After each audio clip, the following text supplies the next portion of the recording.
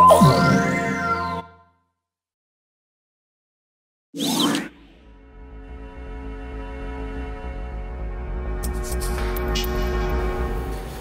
teman-teman, video kali ini saya akan membahas tentang coil ya. Coil yang cukup banyak teman-teman penasaran, khususnya ada TK racingnya. Di sini ada coil, ada 6 coil. Tentu saja coil standar Ninja juga ada ya. Coil standar Ninja Kips. Terus ada coil RMA 100. RMA 100 ini katanya teman-teman performanya bagus ya, nanti kita lihat hasil testingnya ya. Terus juga ada coil YZ125 ini ya. Terus ada coil KX125 dari Kawasaki. Terus dan tentunya yang bikin penasaran adalah coil TK Racing nih. Dan juga ada coil Vito 7400 yang sebelumnya itu performanya ternyata cukup bagus ya. Nah, sebelum akan dites dyno akan saya tunjukkan dulu bobotnya bagaimana. Kalau dari bentukannya sih memang coil KX125 itu paling besar ya. KX125 paling besar dibanding coil yang lain. Nah, terus juga beberapa coil itu ada yang bisa kabelnya copot pasang, seperti Vito, Ninja Kips sama KX125 itu bisa dicopot pasang. Contoh Vito ini ada ulirannya ya, mirip seperti KX125 maupun Ninja Kips. Nah, jadi ada ulirannya, jadi masang kabelnya itu seperti di baut ya, seperti itu. Nah, terus untuk coil YZ ini paten ya, tidak bisa dicopot. Nanti kalau dicopot paksa malah rusak ya. Dan juga coil RMA 100 itu juga paten ya, seperti coil TK Racing pun juga ini paten ya, seperti itu. Nah, sebelum nanti dites dyno, nanti akan diukur dulu secara bobotnya bagaimana, karena tentunya untuk performa itu tidak hanya melulu horsepowernya paling besar, tapi juga weight ratio, jadi perbandingan rasio dengan bobotnya bagaimana. Meskipun kalau coil ini selisihnya tuh sangat tipis ya, hanya masih di bawah 1 kg, tapi kalau semua spare partnya itu lebih ringan dibanding spare part yang lain kan bisa membantu untuk performa, khususnya kalau top speed ya sama akselerasi. Nah, ini timbangannya. Pertama kita coba dulu TK Racing. Jadi biar lebih akurat, ini coilnya tanpa cop busi, dengan cop busi. Jadi 195 gram. Nah, terus berikutnya coil RMA 100. Nah, coil RMA 100 dengan cop busi 275 gram ya. Berarti cop businya sendiri itu beratnya 35 gram. Nah, berikutnya coil YZ125. Nah, ini coil YZ125 190 gram dengan cop busi jadi 225 gram ya, beratnya segitu ya. Nah, terus berikutnya cop busi yang coil yang bisa dipasang kabelnya, ini dari Ninja Kips terlebih dahulu, beratnya 185 gram dengan kabelnya 200 gram dan dengan cop busi. Nah, jadi 235 gram. Nah, ini tinggal begini ya. Terus selanjutnya coil Vito 7400 225 gram. Kalau ini diangkat 175.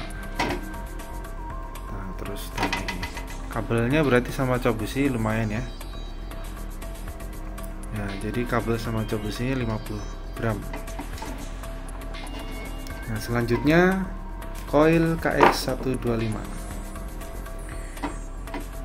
Coil KX125 265 gram tanpa kabel dan cop busi jadi 215. Ini kalau dari bentukannya itu untuk coil yang paling gede itu ternyata KX125 nya ya. KX125 nya ini gede, dari bentuknya kelihatan besar, berarti seharusnya lilitannya lebih banyak. Tapi nanti kita lihat hasil dynonya. Terus kalau sama Faito ya, Faito lebih panjang ya. Faito 7400. Untuk diameternya gede YZ-nya. Kalau sama KX, gede KX-nya ya.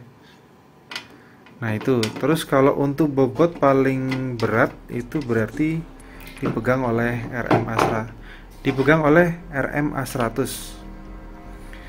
RMA100 ini berat karena besinya sendiri sudah berat ya. Ini berat ini besinya. Padahal coilnya kecil ya. Coilnya itu hampir mirip kayak punya Ninja Kips, tapi lebih kecil ya RMA100 nya. Bentuknya paling kecil. Ini jadi 275 gram ya. Coba tadi yang KX125 berapa tadi? KX125 nya berarti masih berat gitu ya, masih berat RMA100. Paling berat RMA100 dan paling ringan adalah TK Racing nya 195 ya, seperti itu. Jadi dari bobot coil paling ringan adalah TK Racing di sini. Ya, dari bobot sudah ketahuan bahwa yang paling berat itu ternyata malah RMA100 ini. RMA100 ini berat karena mungkin besinya ini ya. Padahal kalau dari bentukannya antara RMA100 dengan coil yang lain itu kelihatannya paling kecil ya. Paling mirip itu bentuknya dengan paling menyerupai itu mirip seperti Ninja Kips, coil yang Ninja Kips yang paling menyerupai ya. Kalau dibanding dengan yang lain memang selisih bentuknya cukup beda. Khususnya KX125, coil KX125 itu ternyata paling besar ya di antara 6 coil di sini. Oke, seperti itu. Sekarang kita lanjut ke tes dynonya.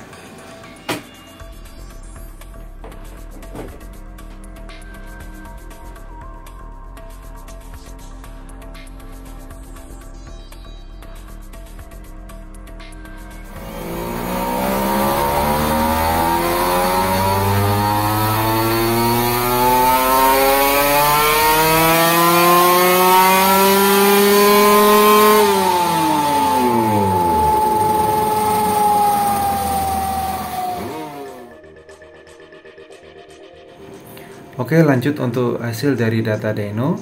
Perbandingan data akan dinilai berdasarkan horsepower secara keseluruhan, grafik RPM atau karakter performa, dan terakhir grafik timing atau akselerasi, grafik akselerasi. Sebelum lanjut, perlu saya ingatkan bahwa ini adalah hasil dari data dyno, bukan pendapat pribadi. Kita mulai dari horsepowernya. Dari sini terlihat untuk Faito 7400 itu memiliki performa yang lebih unggul, paling unggul di antara 6 coil lainnya. Dan antara Faito 7400 dengan KX125 dan YZ125 itu mirip ya, selisihnya sangat tipis. Dan untuk coil Ninja Kips dengan RMA100 itu juga mirip. Dan sangat disayangkan untuk TK Racing itu memiliki performa yang cukup rendah. Oke, selanjutnya untuk grafik RPM atau karakter performa, antar coil itu performanya mirip. Hanya untuk RMA100 itu memiliki torsi yang paling tinggi dibanding yang lainnya. Oke, selanjutnya grafik timing. Dari sini terlihat mungkin karena grafiknya terlalu mepet ya, tapi saya ambil kesimpulannya bahwa untuk grafik RMA100 itu memiliki akselerasi yang paling unggul dibanding 6 coil lainnya. Tetapi untuk karakter untuk RPM atas memang lebih unggul Faito 7400, YZ125 dan KX125. Antara 3 coil tersebut mirip ya. Tapi ini karena coil, jadi memang karakter performanya itu kecenderungan mirip. Berbeda kalau misalkan yang dibandingkan CDI itu bisa karakter performanya berbeda. Dan untuk akselerasi yang paling telat atau yang paling lambat ini TK Racing ya. Oke, dari hasil data dyno ini teman-teman bisa simpulkan sendiri, bisa dilihat hasil datanya. Saya tidak mau menjelekkan produk manapun dan juga meninggikan produk manapun, karena ini adalah hasil dari data dyno, bukan pendapat pribadi. Dan juga untuk rasa-rasa di jalan, Mungkin antara RMA 100, Ninja Cube, YZ125, KX125 dan Faito 7400 itu hampir sulit untuk membedakannya. Tapi untuk TK Racing ini karena perbedaan performanya cukup beda banyak ya, jadi akan terasa perbedaannya. Ya, jadi hasil data dynonya seperti itu. Jadi teman-teman bisa memberi kesimpulan sendiri. Nah, jadi di sini saya tidak ada maksud untuk merendahkan atau meninggikan produk tertentu. Saya di sini benar-benar pakai motor Ninja RR sejujur mungkin, pakai data dyno ya, di tes dyno. Ya, jadi semoga bisa jadi gambaran buat teman-teman. Ya, semoga waktu teman-teman bermanfaat. Terima kasih sudah menonton video ini sampai selesai. Sampai jumpa di video berikutnya.